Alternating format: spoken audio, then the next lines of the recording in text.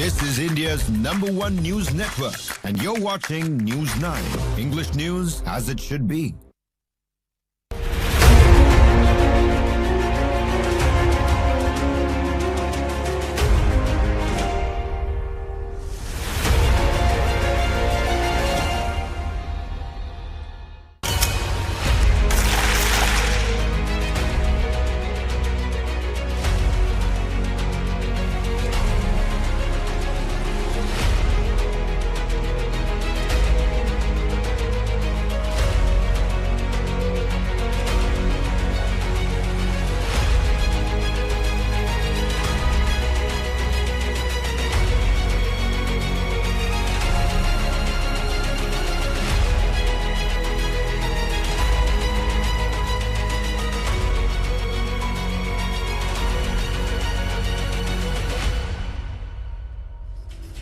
Hello and a very warm welcome. Thanks for tuning in to your favorite news destination. You're watching In Your Interest with me, Kabir Naqvi. And on the first segment tonight, we're talking about the Red Corridor, from the blood-soaked forest of Dantewada to now the collapse of the Red Corridor. India's longest internal security battle is nearing and inching closer to its final chapter. Let's break that down for all our viewers. For decades, a Red Corridor stretched across the heart of India, a belt essentially of violence and insurgency that stalled progress and claimed thousands of lives. From the dense forests of Bastar to the mineral-rich zones of Jharkhand, left-wing extremism was once described as India's greatest internal security threat. Home Minister Amit Shah told the Parliament today, just a couple of minutes back, that the end of Red Terror is now within reach and grasp. He said Naxalism, which once spread fear across large parts of the country, has been pushed back like never before. He claimed that under the Congress rule, Red Terror was allowed to flourish, and the Congress even compared Naxals with freedom fighters like Bhagat Singh and Birsa Munda. He said that the picture today is very different. After years of determined action, the government says the core of the Red Corridor has almost collapsed. प्रधानमंत्री मनमोहन सिंह जी ने पूरे देश के सामने स्वीकारा था कि कश्मीर और नॉर्थ ईस्ट की तुलना में भी देश की आंतरिक सुरक्षा की सबसे बड़ी समस्या हथियारी माओवादी, मगर कुछ नहीं हुआ।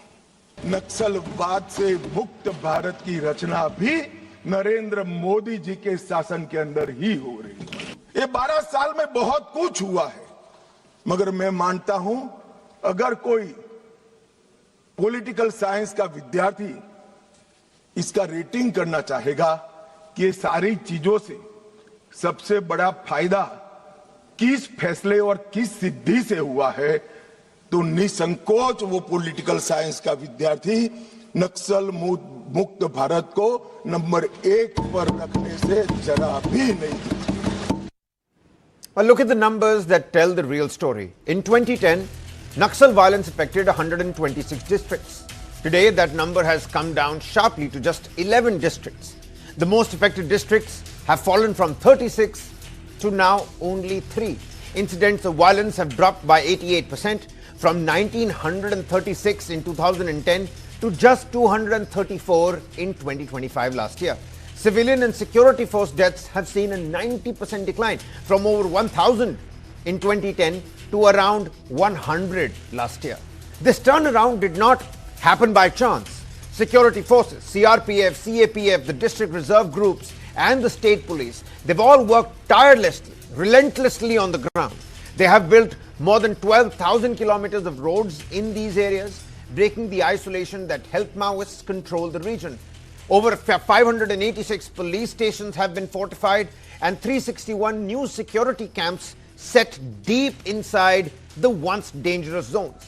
What's more than 8,500 mobile towers that now provide communication and reach where there was none before.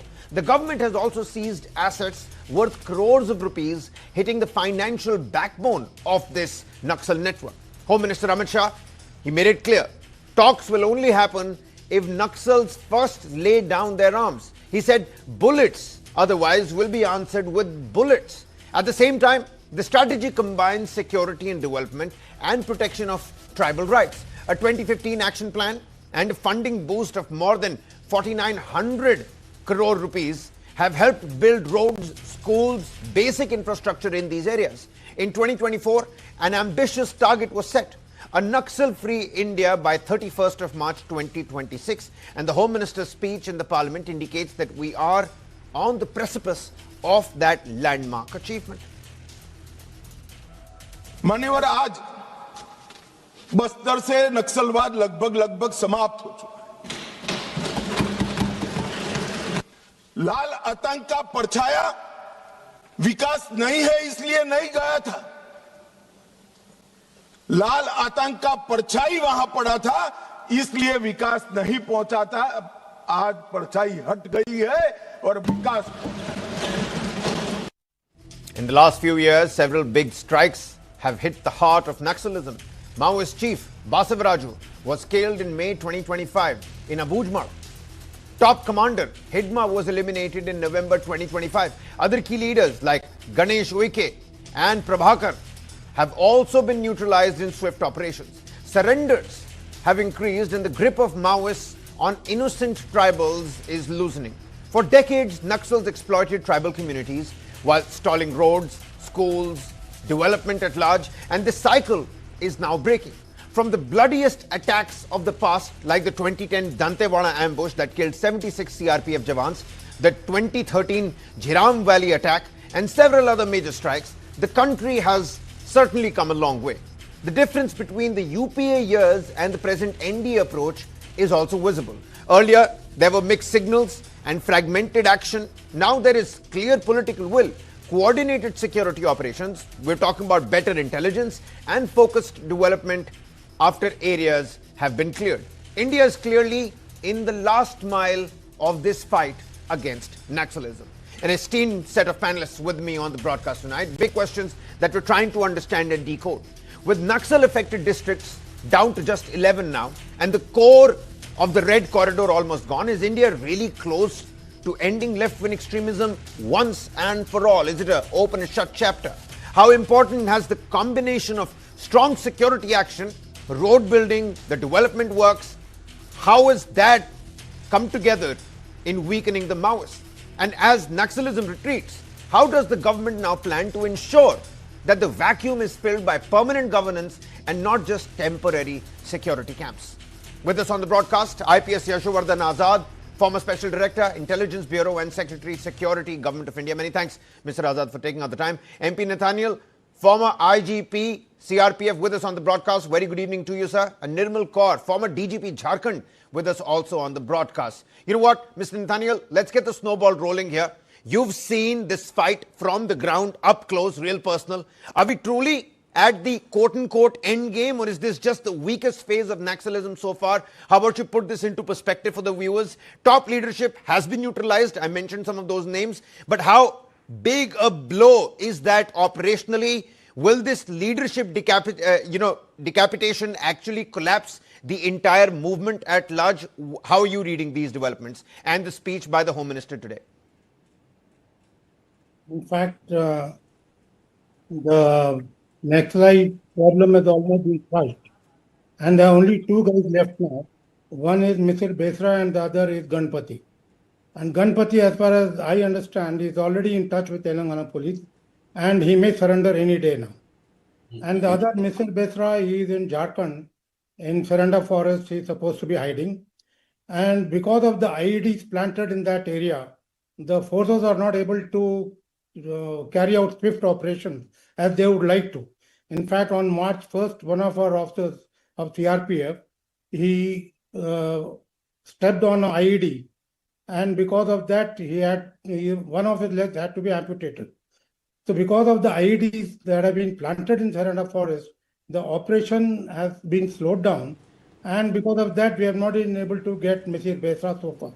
Otherwise, by now, the operation would have been finished, and Mr. Besra and his 30-40 men who are with him, they also would have been either killed or captured.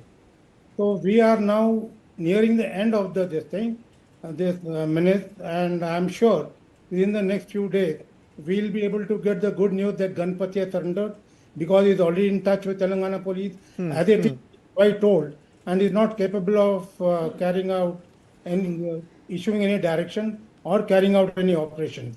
So that's the reason I feel that because of the leadership that's not there, the ranks have been left rudderless, and they can do nothing now other than surrender or get killed in the operation that are continuing even now in Chhattisgarh and Jharkhand.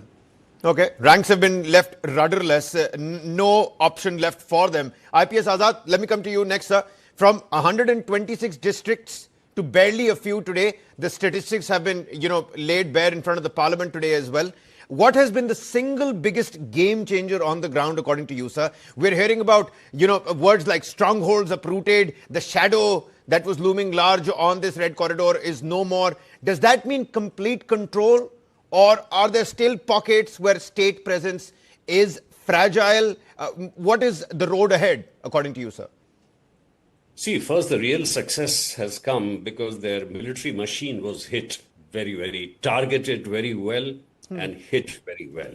And when people like Hidma, for example, as you rightly said, surrendered of that dreaded battalion number 1, I mean, that was the biggest. But what was more even significant was that Hidma was hit while he was running away from his stronghold, somewhere on the inside Andhra, on the outskirts of Andhra border. But, if the military machine gets decapitated, that is one part of the victory. I think the real victory really sounded near when their ideologue, one of the famous ideologues, Sonu, was captured, and when he surrendered in Andhra and in Hyderabad, and when he said, and he called out to the cadres and said that, yes, the ideology is now no longer relevant because the Maoists themselves, the cadres themselves, violated the canons which they had laid out by the ideologues. And what they could not do, the state has started filling in the role. So the most critical part of the movement has come when, after these operational victories, the holding of the territories started. And in the holding of the territories, both the, of course, the Cobras and the DRGs did a phenomenal job. There is no doubt about it. Inter-state coordination, and as Mr. Nathian, of course, mentioned just now, heroic, activity by the CRPF Jawans. But the most important again was I would congratulate the state governments for filling in the gaps, in the sense once the holding of the territory started, the CRPF camps in the interior started delivering the government schemes and all that. That is when the success started. So right now I would say that the future lies in very strong rehabilitation. That's the biggest task. Already things have started, Sudum Cafe, which is there in Bastar by the surrendered Naxals, a library in every village by SP Gadchiroli. These are very, very happy signs. So we have to hold the territory more, give more and more kind of rehabilitation skills, etc. And that is the way to go forward in the future. Well, that is a pertinent point. Of course, Mr. Azad, I'm going to come back to you to understand the ideology versus the infrastructure debate.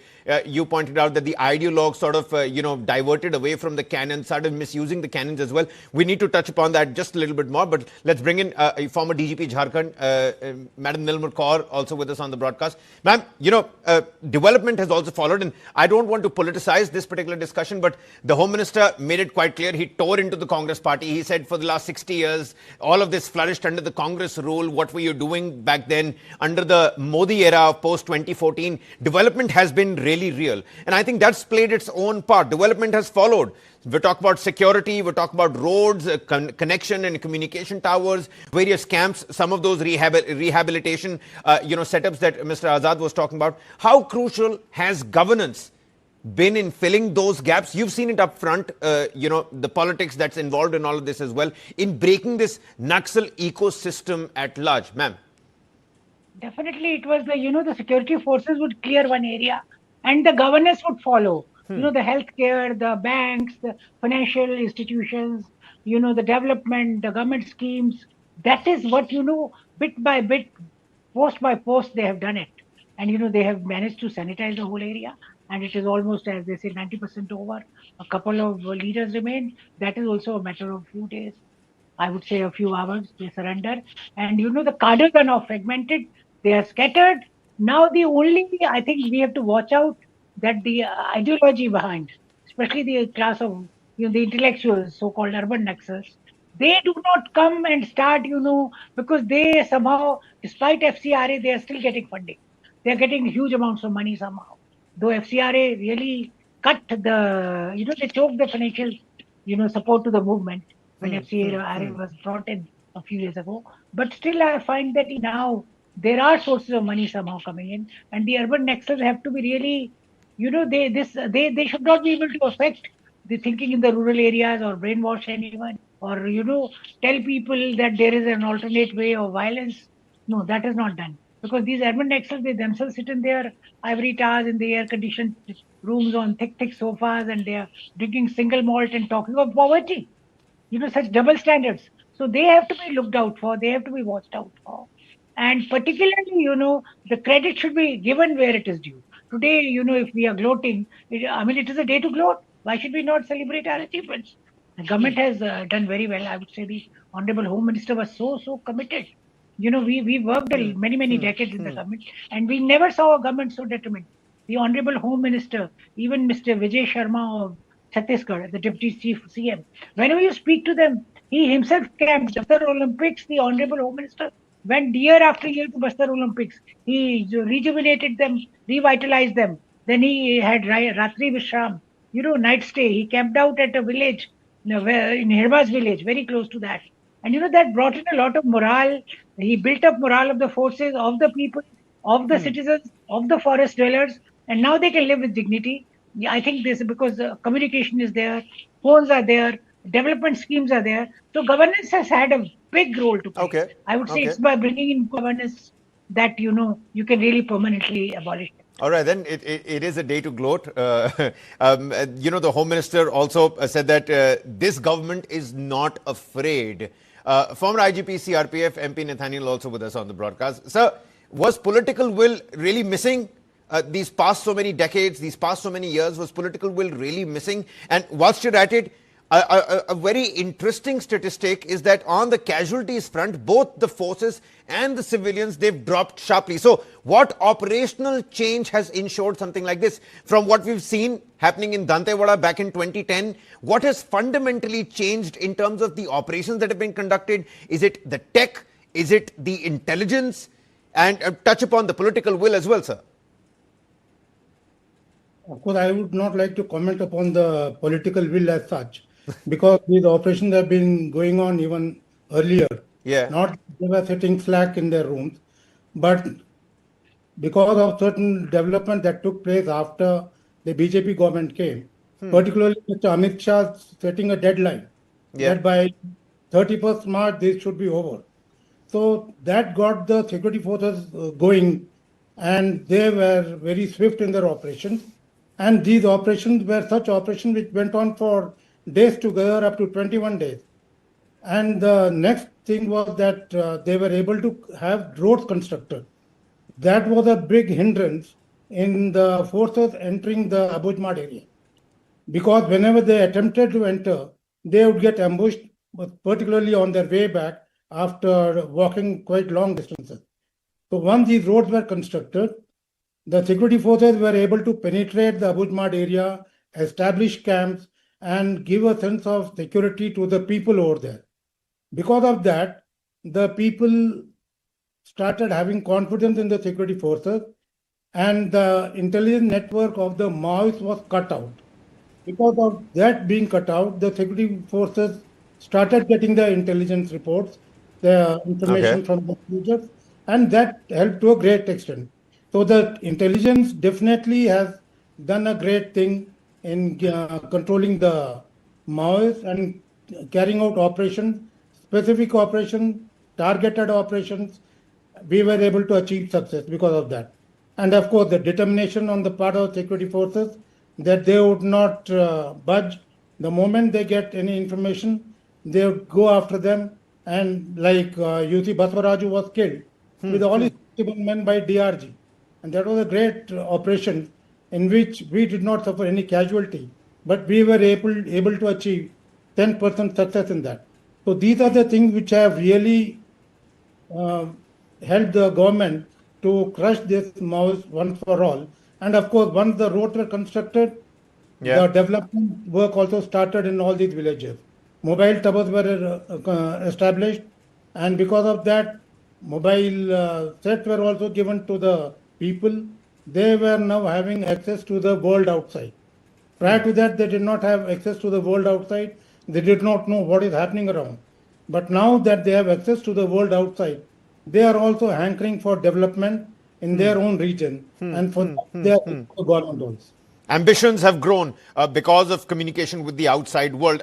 The Home Minister also pointed that out, that, there seems to be weaponizing of innocent tribals that took place under the flourishing, Red Terror. But Mr. Azad, coming back to that very crucial and significant point that you raised in your opening submission, the ideology versus the infrastructure, angle and discourse. Have we defeated the idea of Naxalism? The Home Minister also said that this was sponsored by Russia and China back in the day. Have we defeated that idea, or have we just dismantled the armed network? Because there are concerns about tribal sentiment and the governance gaps that you yourself highlighted previously. Are we risking a vacuum? Grievances can still exist. So have we defeated the idea altogether, or is there more work that needs to be done on that front? Oh, there is a lot of work to be done. There's no doubt about it. You see, when I'm talking about the ideology stays. That is true. But if the ideology amongst the ecosystem, which was surviving basically on the ideology, it is no longer surviving on that, because that has been smashed because of the ideologues coming out and admitting that what the Maoists first were doing also, which was not correct. What were the canons of justice they had promised to the Adivasis that they were not themselves doing? You see, the first most important thing which they wanted to give was an alternate justice system. That justice system which was fair, which was swift, and the delivery mechanism, which was very, very slow with the government.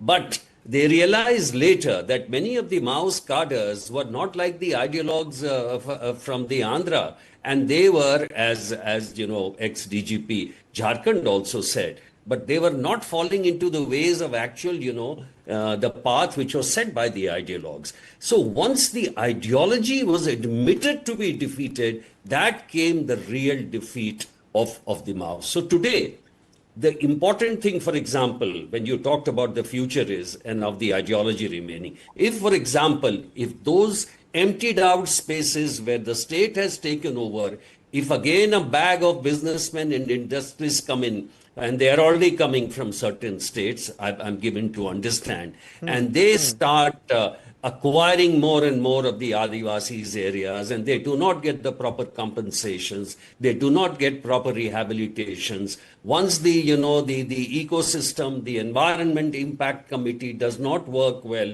when you are taking away forests, whether it's Andamans or places like this, then you're going to have a serious problem. Because today what you need is the maintenance of that infra, that is the road going right till the interior. And I remember some of the places I had visited, Sukma and all that, undercover in 2007 and 8. These are areas which are accessible now, but they remained, they need to be. And I remember there was a very historic case and a very sentimental one where somebody took a bus from his old village, which he had left about 20 years back. And this again is the story of Chhattisgarh. So, as the foot soldiers of Maoists, they come home, there is a kind of hope within them also. And the biggest success is when they join the mainstream. When the biggest success is that a Bastar boy is not crushed between either the state power or terror, what you say, and the Maoist interpretations. And that is why DRG's success, as the IG was pointing out, was historic. Because what has happened in the last, that they became so enthusiastic with the successes that they were giving such hardcore intelligence and also following up with the operations. That means the state's morale is high and their ideology and the military might is going down and down. That's a great point. So you're essentially saying that even as the ecosystem has been smashed, the Bastar boy out there, this transition has to be very delicate, it has to be very sensitive. You need to be open to the fact that, these businessmen coming in, and the idea is to not to anger the quote-unquote innocent tribal community again, for them to push them away. The success is bringing them into the mainstream. That's a very credible and great point. Madam, coming back to you, the ecosystem has been smashed, just like Mr. Azad was talking about.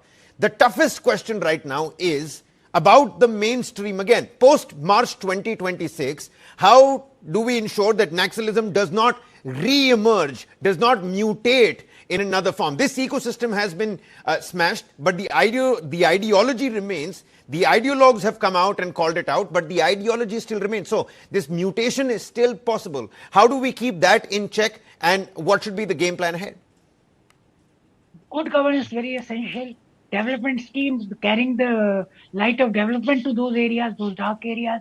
The tribals giving them, livelihood schemes, putting a good life for them, education for their children, making them, making the federal system, inclusion in all the systems of the country. All that, good governance is a single word. That is what is required. And integrating them by giving them a life of dignity, and so that the benefit of all the schemes of the government reaches those places. That is very essential, and that's mainstreaming them. That is how you mainstream them, by including them in the mainstream, the country, in the political process. For example, voting was so low in those areas. If you want to say something, I can either say it with a bullet or I can say it with my vote. It's better that we say it with our vote. So, getting democracy to those levels, encouraging people to vote, encouraging people to stand for elections, making them part of the political process. That is also very, very essential, I would say. Governance plus the political awakening in the democratic way, in a legitimate way, not by taking to violence. That's a credible point, ma'am. And, some of those examples about the cafeterias that have been opened up in the same regions that Mr. Azad pointed out, that's again, some of those examples. The final word here, Mr. Nathaniel, the final mile question, as it were, what seems to be the biggest risk now, sir?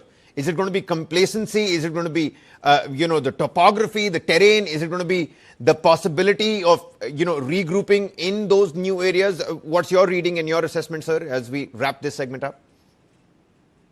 Having gone through the history of Naxalism, I find that it started in Naxalbadi area in Bengal. Then it spread to Calcutta and other neighboring areas. Yeah. And was completely crushed by Bengal police and the CRPF in 1973. Thereafter, this Naxalism moved towards the south, and they got a foothold in Andhra Pradesh, the erstwhile Andhra Pradesh, that is Telangana plus Andhra. Yeah. From there, they spread to other areas, and when the pressure on them grew because of the Greyhounds was a very elite commando force, and they were able to pin them down. And because of their pinning them down, these people then shifted to Abujmat. So that kind of a thing is possible again, because now we find some states have now declared that their states are completely free from Naxalism.